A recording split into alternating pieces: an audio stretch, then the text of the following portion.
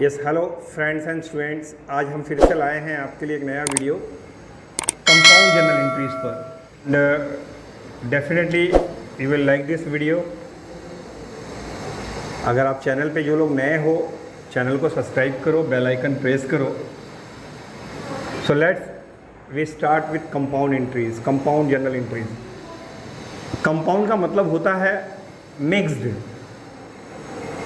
Compound का होता है मिक्स्ड जर्नल एंट्रीज, मतलब बहुत कई जर्नल एंट्रीज को कंबाइन करके एक एंट्री करना।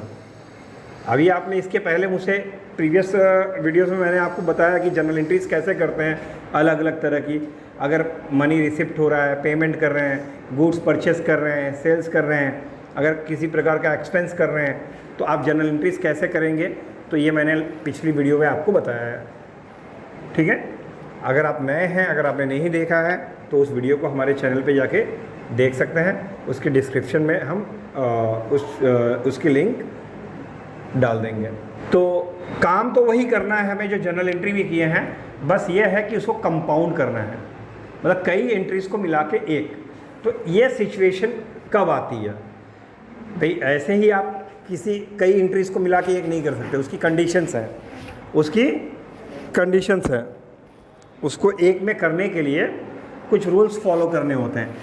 सबसे पहले जिन एंट्रीज़ को आपको कंपाउंड करना है वे सारे ट्रांजैक्शंस एक डेट में होने चाहिए। जिन ट्रांजैक्शन की एंट्री करनी है जर्नल में कंपाउंड तरीके से, तो आप ध्यान दें कि वे सारे ट्रांजैक्शंस एक ही डेट में होने चाहिए। और दूसरी इम्पॉर्टेंट बात उसमें यह है कि उनमें डेबिट या क्रेडिट होने वाला कोई अकाउंट जो है वो कॉमन होना चाहिए।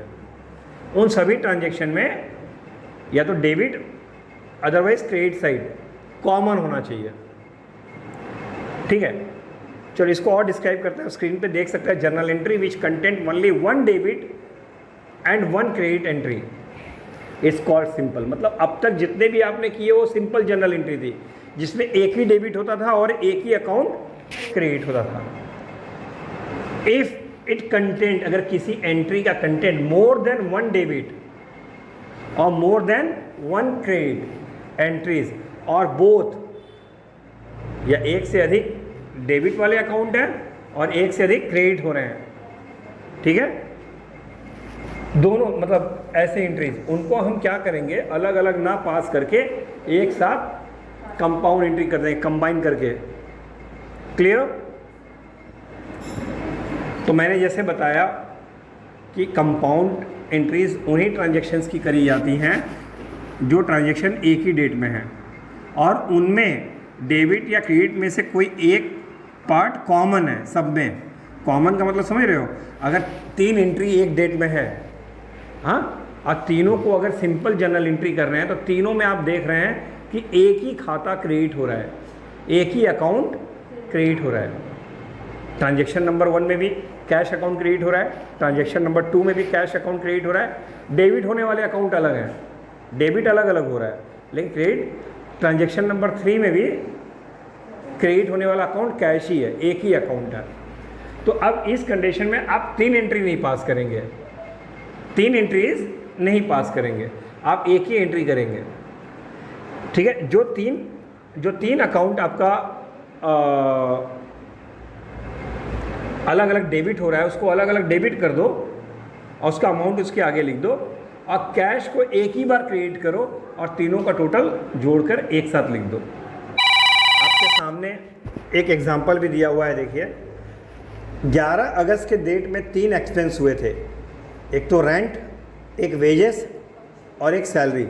मतलब दुकान का किराया दिया था, लेबर को मजदूरी दी थी और जो स्टाफ काम कर रहे हैं उनको सैलरी दी थी।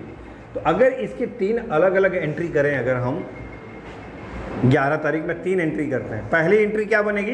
Rent account debit to cash account. क्या बनेगी? Rent account debit to. दूसरा है मेरा वेजेस पे किया है, तो वेजेस अकाउंट DR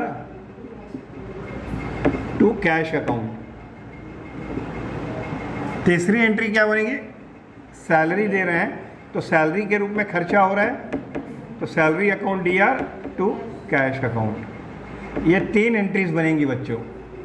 इसका एक नरेशन होगा, इसका एक नरेशन होगा, इसका एक नरेशन होगा। अब ये 3 ट्रांजैक्शन की 3 एंट्रीज हो रही हैं, जबकि तीनों एक ही डेट में हैं और तीनों में कैश जा रहा है, कॉमन है। तो इसको आप अलग अलग ना करके एक साथ एंट्री करेंगे, ठीक है। So you can see on the screen, पहले रेंट अकाउंट डेबिट हो रहा है, जितने अमाउंट से डेबिट में लिख दो। वेजेस अकाउंट डेबिट हो रहा है, वेजेस अकाउंट डेबिट कर दो। सैलरी अकाउंट डेबिट हो रहा है, सैलरी अकाउंट डेबिट करके अमाउंट लिख दो और टू कैश कर दो। और नरेशन में लिख दो बीइंग पेमेंट ऑफ एक्सपेंसेस। अब लिखा है, देख रहे हैं, being payment of expenses. Cash के आगे तीनों का जोड़ के लिखेंगे क्रेडिट में। अब आप देख सकते हो, जो अलग अलग कर रहे हो अगर आप और ऐसे कर रहे हो, दोनों का मतलब एक ही आ रहा है, बट लेकिन टाइम की बचत हो रही है। 3 बार आपको नरेशन नहीं लिखना पड़ रहा है, 3 बार कैश अकाउंट नहीं लिखना पड़ रहा है, 3 बार अलग अलग पैसे नहीं लिखने पड़ रहे हैं। बोलो यार, है कि नहीं? तो अब आप खुद बताओ कि अगर हम अलग अलग ट्रांजैक्शन रिकॉर्ड करें या कंपाउंड करें, दोनों में से कौन सा बेटर लग रहा है? कंपाउंड बेटर लग रहा है, बट लेकिन कंडीशन है कि वे ट्रांजैक्शंस एक ही डेट में होने चाहिए और एक पार्ट कॉमन होना चाहिए। अब यहाँ पे तीनों में एक क्रेडिट हो रहा है, इसका उल्टा भी तो हो सकता है, एक डेबिट होगा और 3 नहीं हो सकता। इसके simple and compound journal entries देखिए, 3 को जैसे मैंने आपको बोला कि एक एक करके 3 बार करेंगे, तो स्क्रीन पे दिखा दिया है उसने। Rent account debit to cash, wages account debit to cash, salary account debit to cash, 3 बार नरेशन लिखा है, क्लियर। 3 बार कैश अकाउंट को क्रेडिट किया है अलग अलग अमाउंट से, जो अमाउंट था, ठीक है। अब नेक्स्ट पेज पे चलते हैं। अब देखिए, इसके ऊपर जो है आपने ये देखा, ये कंबाइंड है, तो सिंपल एंट्री से करने पे आपको इतना हो रहा है। अब इसी का उल्टा हो जाता, अगर तीनों में एक ही अकाउंट डेबिट होता और अलग अलग अकाउंट क्रेडिट होता। फॉर एग्जाम्पल, आप अपने कॉपी में नोट करिए, मैं कुछ बोल रहा हूँ, क्वेश्चंस बोल रहा हूँ। मान लो 12 अगस्त 2021 को एक हमारा ट्रांजैक्शन है, पहला transaction goods sold on cash, दूसरा ट्रांजैक्शन है commission received 500 rupees cash same date में, ओके। फिर उसकी डेट में तीसरा ट्रांजैक्शन है cash received from Ram, cash received from Ram rupees 1000। अब ये 3 ट्रांजैक्शन है, इन तीनों ट्रांजैक्शन को देखो एक डेट में है, 12 अगस्त में। एक बात हो गई। अब तीनों में देखो कुछ कॉमन है कि नहीं है? तीनों में कैश रिसीव हो रहा है, आपको पैसा मिल रहा है। और कैश मिलता है तो क्या होता है, डेबिट या क्रेडिट? डेबिट होता है। इतना ये कैश आता है तो डेबिट होता है, तो कैश अकाउंट डेबिट कर देंगे और तीनों अमाउंट को टोटल कर देंगे और डेबिट वाले कॉलम में लिख देंगे। कैश अकाउंट डेबिट हो रहा है, अब तीनों ट्रांजैक्शन में जो अमाउंट है उस अमाउंट को टोटल करके कैश अकाउंट डेबिट के आगे डेबिट वाले कॉलम में लिख देंगे। फिर 2 सेल्स अकाउंट, सेल्स का कितना अमाउंट था 1500, वो लिखेंगे। फिर 2 कमीशन, कमीशन का 500, 2 राम, राम का 1000, तो उसको लिख देंगे। Is it clear?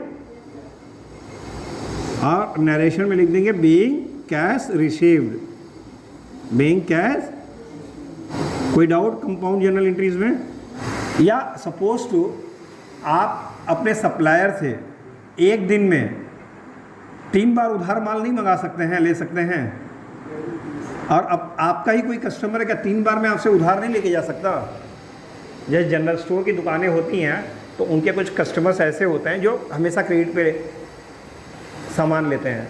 तो मान लो आपका एक कस्टमर सुबह आया, नींद खुली, देखा टूथपेस्ट ख़त्म है, तो आ गया टूथपेस्ट लेने और कहा खाते में लिख दो, चला गया। दोपहर को कहा अरे भैया एक मैगी दे दीजिए पैकेट बड़ा वाला, इसका पैसा भी खाते में लिख दो। फिर शाम को आया, कहा भैया 5 किलो चीनी दे दो, इसको खाते में लिख दो। तो क्या एक कस्टमर 3 बार उधार नहीं ले सकता, 4 बार नहीं ले सकता एक दिन में? तो अगर वो 3 बार ले रहा है तो क्या 3 बार आप उसको रिकॉर्ड करोगे? एक ही बार रिकॉर्ड करोगे, ठीक है, एक ही बार रिकॉर्ड करोगे। जैसे मान लो लेने वाला व्यक्ति है, उसका नाम है मुकेश, तो Mukesh account debit, Mukesh account DR to sales account, और नरेशन में लिखेंगे हम कि वो दिन में 3 बार, मतलब goods sold 3 times in a day. अब नंबर 1 पहली बार में क्या बेचा है वो लिख दो, सेकंड नंबर 2 डाल के क्या बेचा है वो लिख दो, और नंबर 3 क्या बेचा है वो लिख दो। क्लियर? समझ में आया? इन्हीं सब रीजंस है, मैंने कहा ना कि जर्नल में डायरेक्ट एंट्री नहीं करते, पूरा दिन खत्म होने के बाद करते हैं या तो अगले दिन। लेकिन जो ट्रांजैक्शंस हो रहे हैं क्या वो हमें शाम तक याद रहेंगे या अगले दिन तक याद रहेंगे? तो एक रफ कॉपी में हम तुरंत लिख लेते हैं कि किसको क्या दिया लिया। That is called memorandum book. Memorandum book is not a part of accounting book, but it is a important, it is a important. Okay, account की सबसे पहली बुक कौन सी होती है? जनरल रजिस्टर सबसे पहला होता है, जिसमें आप डे बाई डे जो भी ट्रांजैक्शंस होते हैं उसको रिकॉर्ड करते हैं। तो अकाउंटिंग की सबसे पहली पुस्तक, सबसे पहली कॉपी जनरल बुक को मानी जाती है, जनरल रजिस्टर को।